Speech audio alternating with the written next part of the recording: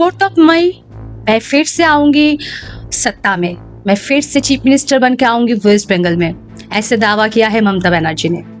ममता बनर्जी और बीजेपी की नेता अपने prime minister Narendra Modi, TMC और बीजेपी दोनों पार्टी के साथ कस के लड़ाई चल रहा है। वेस्ट बंगाल में दूसरे फेज की इलेक्शन भी हो चुका है। अभी हम लोग जस्ट वेट कर रहे हैं 4 मई की रिजल्ट के लिए। वेस्ट बंगाल के most of the people want कि अभी सत्ता में राजनीतिक दल का परिवर्तन हो। कुछ परिवर्तन वो लोग चाहते हैं क्योंकि स्टेट के जो हालत है, स्टेट के जो कंडीशन है, उसमें वेस्ट बंगाल के लोगों को कोई भी मुनाफा, कोई भी प्रॉफिट नहीं मिल रहा है, कोई भी अच्छे चीज उनको नहीं दिख रहा है। 15 साल से ममता बनर्जी वेस्ट बंगाल के चीफ मिनिस्टर बन के हैं, बट इतने बड़े स्टेट की जो आज की दशा है, आज की जो कंडीशन है, उससे देख के मुझे बहुत दुख होता है क्योंकि मेरे नेटिव प्लेस है वेस्ट बंगाल। आज ये बहुत ही सेंसिटिव टॉपिक लेके मैं क्यों आई हूँ? आप लोगों को लग रहा होगा कि ये एक पॉलिटिकल डिस्कशंस है। नहीं दोस्तों, ये कोई पॉलिटिकल डिस्कशन नहीं है। मेरे चैनल में मैं कोई भी पॉलिटिकल रिलेटेड वीडियो अभी तक अपलोड नहीं की हूँ, बट एज ए न्यूमरोलॉजिस्ट मैं चाहती हूँ ममता बनर्जी की डेट ऑफ बर्थ, उनके समय को थोड़ा रीडिंग करना, थोड़ा एनालिसिस करना, जिससे मैं प्रेडिक्ट कर पाऊँ कि इस बार ममता बनर्जी वेस्ट बंगाल की चीफ मिनिस्टर बन के आएगी कि नहीं आएगी। हम लोग खाली प्रेडिक्शन ही कर सकते हैं, और वो भी नंबर के बेसिस में। मैं उसकी कोशिश करूंगी। ज़रूर मेरे जितने भी एक्सपीरियंस है, जितने भी कंसल्टेंसी का एक्सपीरियंस हुआ है, नंबर रिलेटेड जो भी नॉलेज है, मैं वो सब देके हर दिशा से, हर तरीके से उनकी डेट ऑफ बर्थ की एनालिसिस करूंगी, जिससे पता चलेगा कि उनके इस बार मुख्यमंत्री बनने का वेस्ट बंगाल में कितना चांस है और कितना नहीं है। तो ज़रूर आप इस वीडियो में बने रहिए। ये वीडियो बहुत ही इंटरेस्टिंग होने वाला है। एंड तक देखिए, आप भी थोड़ा बहुत कुछ समझ पाओगे ये प्रेडिक्शन से। तो ये है ममता बनर्जी के बर्थ चार्ट। तो आज मैं उनके डेट ऑफ बर्थ जो है गूगल में है, उनका डेट ऑफ बर्थ है 5 जनवरी 1955, और उसके बेसिस में मैंने ये लोशो ग्रिड बनाया है। यहाँ पे आप देख ही रहे हो, उनका जो 951 है, ये जो व्हील प्लेन है, ये कंप्लीट हो रहा है। इसको हम लोग एक राजयोग की तरह ही देखते हैं। किसी के भी बर्थ चार्ट में ये अगर कंप्लीट होता है तो उनको सक्सेस होना ही है। तो ममता दीदी अपने 15 साल से चीफ मिनिस्टर बन के है वेस्ट बंगाल में, तो ये राजयोग के समान ही है। इतने बड़े सत्ता में वो एक लेडी होके हैं, तो सक्सेस तो है, ज़रूर है। उसके बाद ये जो 816 का लाइन आप देख रहे हो, ये है प्रैक्टिकल प्लेन। तो जिनके भी बजट में ये 816 के प्लेन रहते हैं, तो वो प्रैक्टिकल रहते हैं, बहुत रियलिस्टिक होते हैं। ममता दीदी भी बहुत रियलिस्टिक है। 24 साल के जो सीपीएम की सत्ता है उसको हटा के बहुत प्रैक्टिकली उन्होंने अपने राज को बना के रखा वेस्ट बंगाल में।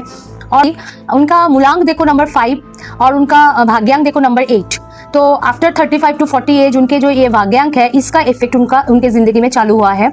तो इसके बेसिस में आज बात करते हैं। तो नंबर 8 के वजह से वो बहुत ही परिश्रमी है, बहुत ही स्ट्रगल कर रहे हैं। अभी तक भी वो 71 ईयर्स ओल्ड है। आप देखोगे कि वो हर जगह पे पैदल जाती है, रैली में जाती है, स्पीच दे रही है कितने एनर्जी के साथ। मतलब परिश्रम तो है ही, स्ट्रगल तो है ही उनके लाइफ में।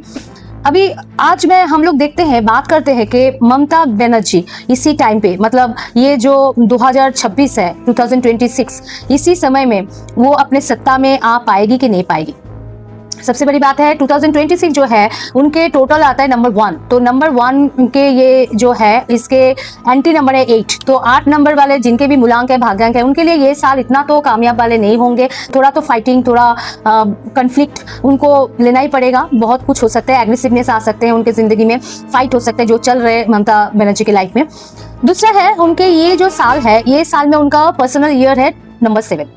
नंबर 7 है। नंबर 7 किसके साल है? नंबर 7 होता है केतु का। तो केतु क्या देते हैं?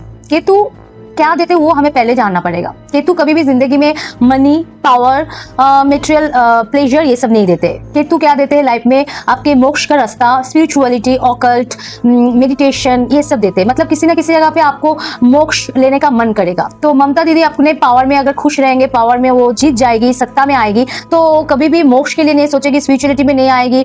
तो नंबर 7 जो है, ये साल तो उनको थोड़ा ये सब चीज में, मतलब पावर से थोड़ा हट के सोचने के लिए, ऐसे दिमाग देने के लिए करेंगे। तो इसके बेसिस में भी हम लोग सोच सकते हैं कि उनके आने की पॉसिबिलिटी ये साल में तो नहीं है।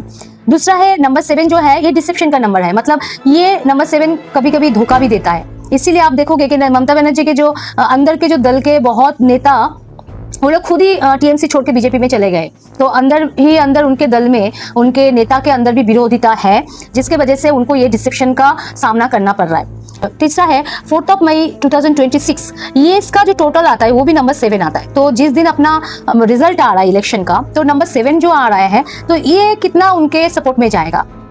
स्वाभाविक है, नेचुरल है कि ये इतना सपोर्टिव नहीं होगा उनके लिए, क्योंकि उनके 8 नंबर के साथ 7 नंबर का इतना ज़्यादा तालमेल, और नंबर 5 के साथ भी 7 नंबर का इतना सक्सेसफुल नहीं होता है।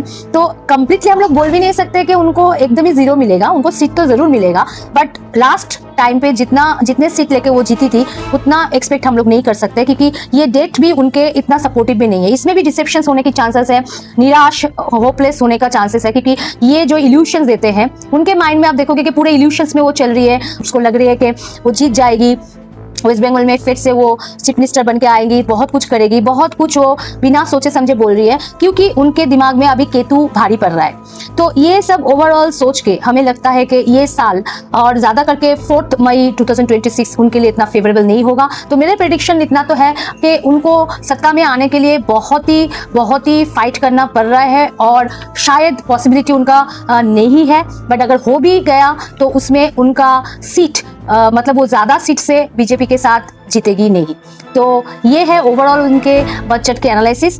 तो देखते हैं आगे क्या होता है। दोस्तों, numerology, astrology, occult, everything is just only predictions. समय जो चल रहे हैं उस समय में जो नंबर्स है, उस नंबर्स के वजह से ग्रह का क्या परिवर्तन है, ग्रह का क्या इफेक्ट है, उसके बेसिस में हम लोग प्रेडिक्शन करते हैं। Everything is prediction, but nothing is superstitious. Predictions भी जो होते हैं वो आपके दशा दिशा सबके ऊपर होता है।